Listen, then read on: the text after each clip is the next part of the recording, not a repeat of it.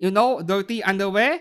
When you don't wash your ass after going to the toilet, you wear underwear anyway, and then right in the middle, along the butt crack, you'll see that brown color stain over there. It looks exactly like that. So we have some shit stain, paint bleeding over here.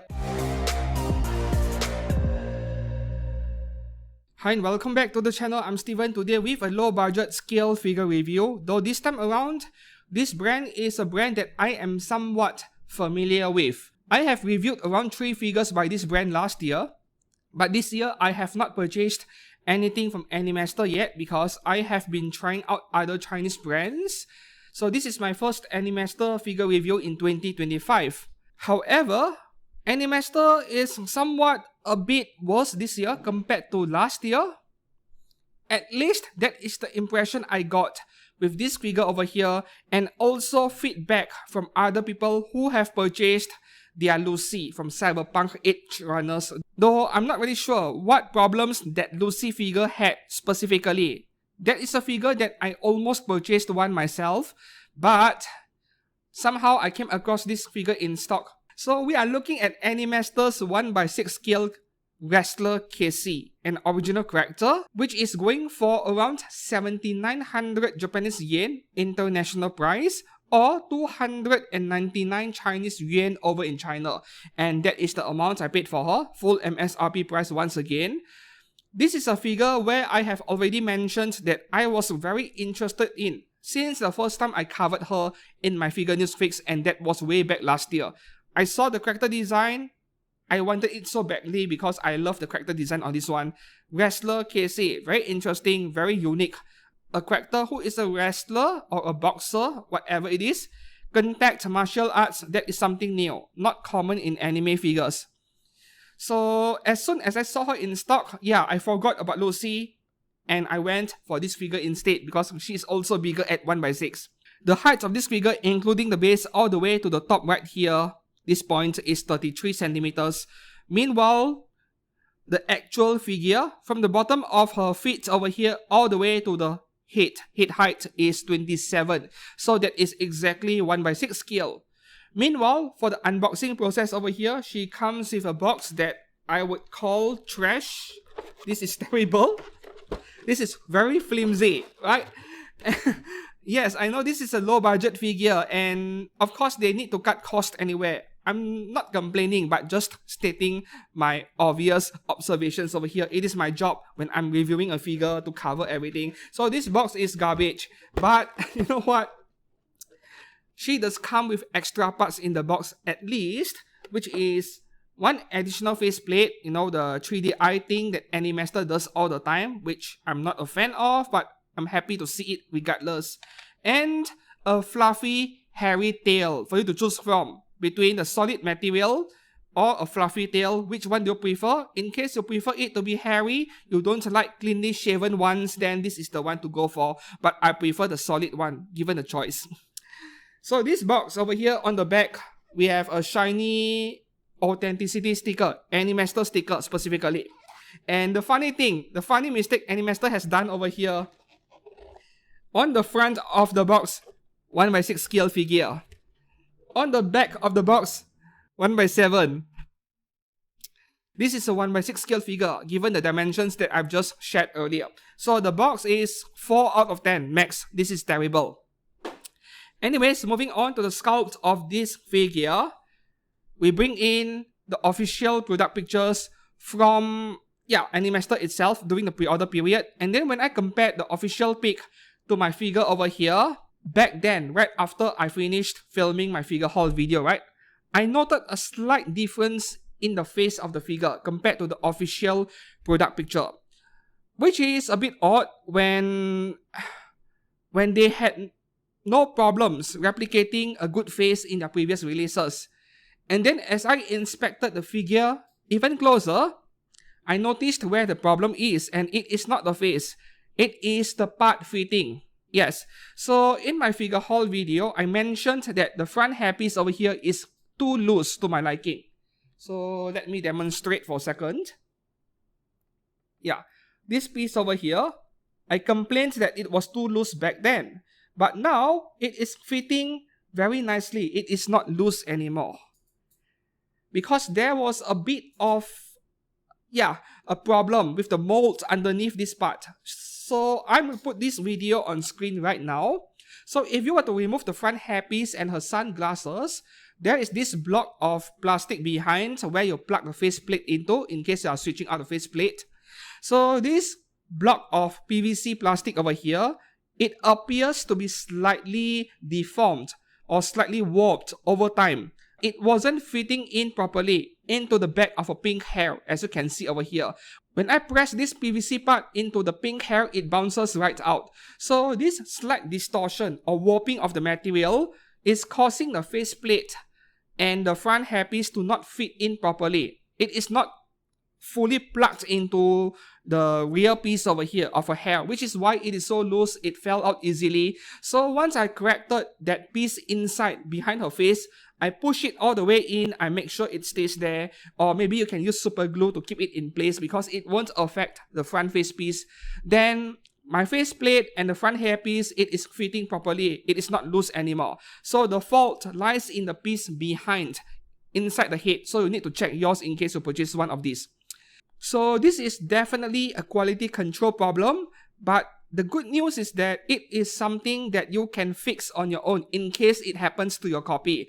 The face part wasn't fitting properly, the hairpiece wasn't fitting properly, so the face looked a bit different, like it is tilting or looking downwards at the wrong angle compared to the official product pictures. But once I fixed it, no more problems, and she looks exactly like what was being promised in the official product pictures. Meanwhile, for everything else, the body, the legs, the rest of the figure, including the face itself, I would say it is pretty accurate compared to what we see in the official product pictures. So the score I would give for her face over here, which is very lovely, very nice to look at, I can give it an 8 out of 10, which is already a high score for a low budget figure like this. But the overall sculpt of this figure, factoring in that quality control over there that I just described, 7 out of 10 maximum. Yeah, without the problem, this is an easy 8 out of 8 for the entire figure, regardless of whether it is the face or the rest of the body. Detail levels is decent over here. It is very similar to a bikini or a swimsuit, but at the same time, it is something she wore for contact sports in a way. Yeah. So I would see this as a swimsuit of some kind if you ask for my opinion. And overall, the shape of her body, the sculpting is pretty nice, no complaints from me. As for other quality control related issues like ugly gaps or seam lines or mold lines, none of that sort. So everything else is cool, just that part fitting with the head, that warping over there earlier. Yeah. Meanwhile, moving on to the paint job of this figure, this is where you'll see a bit of cost cutting, a really obvious one, and the main culprit, the main problem over here is her hair, especially from behind. It is just a blob of pink color paint and that is it. So that is how they kept the figure really cheap. Even the red color ribbons on both sides, it is fairly plain, not enough detailing work being done. Meanwhile, the paintwork for the rest of the figure, the skin region, the outfit, and even the stockings over here, we do have adequate weathering and shading, fortunately. So the skin regions, we get your usual pink color tones next to the skin color to make the figure look more detailed. Meanwhile, painting is mostly precise, mostly, but not perfect. The gold color strap over here, quite accurate, except for one part, which is the bottom of a skirt over here. There is some gold color paint bleeding, as you can see over here. It is very obvious on camera, and you will also see this with your own eyes. And once again, I'm not sure if this is only my copy or it is happening to every copy of this figure out there, because these kinds of paint bleeding usually comes from errors in masking. So they apply masking tape and then they proceed to airbrush and spray the gold color paint along the edges. But yeah, they accidentally sprayed into the white color region as well. And I personally call this the shit stain paint bleeding. You know, dirty underwear. When you don't wash your ass after going to the toilet, you wear underwear anyway, and then right in the middle, along the butt crack, you'll see that brown color stain over there. It looks exactly like that. So we have some shit stain paint bleeding over here on the very edges of her skirt. However, the paintwork on the skirt looks very nice. There is some pearlescent finish, but the surface is not as smooth to the touch compared to more premium expensive figures, which is to be expected. But at least it has a nice texture though. So with the paint work on this figure, I would say 7 out of 10, which is already an above average score considering what I found over here with, the back of her hair being relatively plain pink and the paint bleeding over here. It is not perfect, but I am considering the price point over here. So a 7 out of 10 for a low budget figure is not the same as a 7 out of 10 for an expensive premium scale figure. If I paid 20,000 yen for this figure and I get what I'm seeing over here, this would be a 5 or even 4.5 out of 10 instead of 7 out of 10. So the nuances in how I score my anime figures over here is very important. You need to look at the price as well. That is a big factor. And in fact, I would say price is exactly the reason why people buy stuff like this and accept the small flaws that may come with the figure. Moving on to the last part of this review, which is the base. The good news is that the base is so small, so compact, barely takes up any space on your shelf. And usually I do not measure the diameter of a base, but I received similar questions before. So for those of you interested, I am measuring it right now, and the base is barely 10 centimeters in diameter. Interesting. However, a compact base is not necessarily good news because it means that the figure is easy to knock over because the surface area is so small. Just bump it like that and yeah, the figure would fall over, as you can see. However, if you shake the figure is pretty much rock solid because both legs are plugged into the base. So stability score is a 9 out of 10. How do I even score this? Like, in terms of wobbliness, 9 out of 10. But considering the fact that the figure is relatively easy to knock over, I can't give her a 9 out of 10. So I'm not quite sure how to score this one.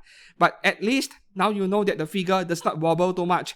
And I think the figure being easy to knock over is not exactly an important factor in grading the figure because that is mostly down to user error, owner error. If you knock over your own figures, it is because of your own carelessness, right? So I don't think I can fault the manufacturer or the brand for giving a figure a compact base because the benefits will outweigh the negatives.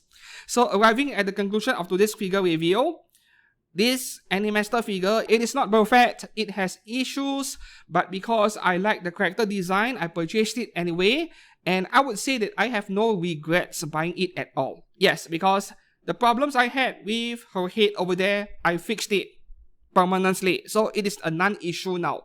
And can I recommend her? I would say mostly yes.